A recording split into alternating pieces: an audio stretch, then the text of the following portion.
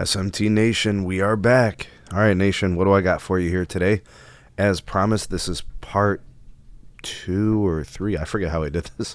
I think part 3. This is the follow-up to the initial testing of a brand new AT&T tower site build. Built, we're talking about like a zero build from scratch.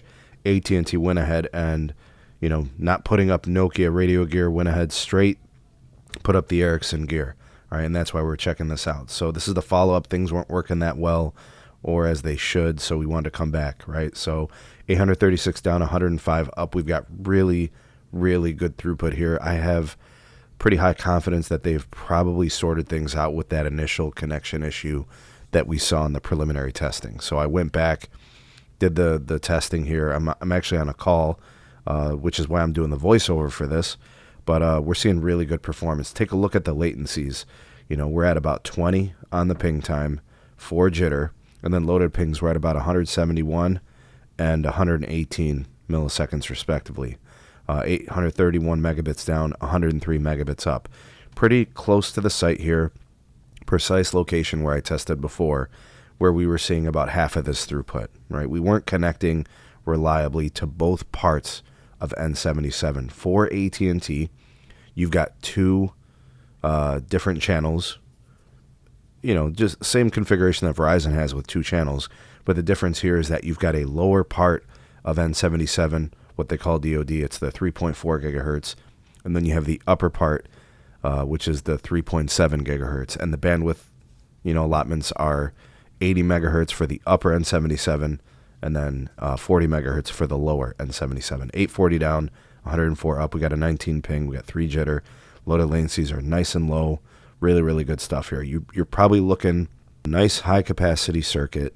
I think for the most part, you're probably going to be seeing this consistently throughout the day, right? I don't think it's going to be an issue with congestion at any time. Nokia radio gear was or is not ideal. The loaded pings especially, really important for gaming, really important for, latency specific tasks, right? Sometimes those loaded latencies can cause a lot of problems. I'm not seeing any packet loss when I look at the detailed connections, but really good stuff here from AT&T. And who knows, maybe if I improved kind of the RF conditions, if I put myself in perfect line of sight, we might see more throughput. But there is absolutely nothing wrong with this connection. You've got a multi-gig fiber circuit. AT&T is the ILEC here. They've got their own fiber run to their cell sites, and the performance and throughput here is very good. Now, AT&T is not really going to be doing internet air here, I don't think. I'm pretty sure they're running all these neighborhoods with fiber, so that's not really what this is about. This is about addressing a coverage gap. This was a really weak area between cell sites for AT&T. Verizon's going to go up here next. We'll see how they do their upgrades. I'm excited to test that because it'll be one of the first sites I'm going to test on the Samsung radio gear for Verizon with higher wattage power, right? So these other radios, or the initial Samsung radios, which are lower power. So and actually to kind of go back to Nokia, AT&T moving towards Ericsson, you get more reliable, better performing gear. You could see it's better. And actually, when I drove away from the site, the speeds were still very good.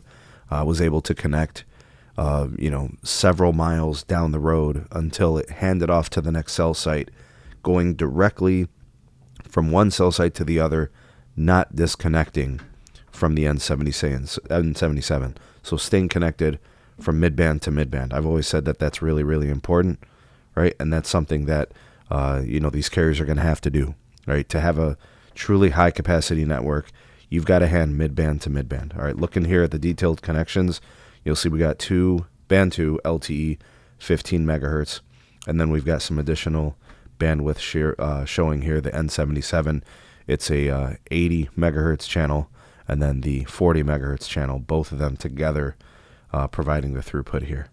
All right, so really good stuff here from AT&T. I'm not sure what conditions are like where you are for AT&T.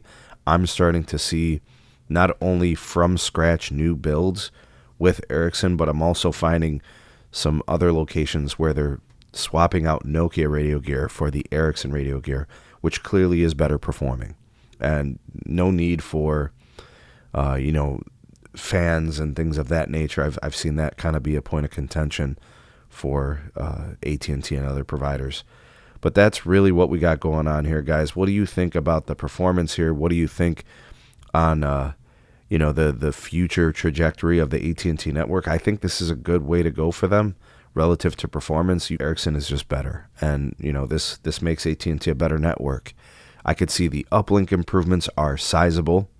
I could see the downlink improvements are there too. It's mostly the accessibility piece, the latency, and I think the uplink. And guys, I'm telling you, the range on this site when I drove away, I mean, I'm talking about 2 miles down the road, still getting 600 plus megabits per second down and 30 or 40 megabits per second up.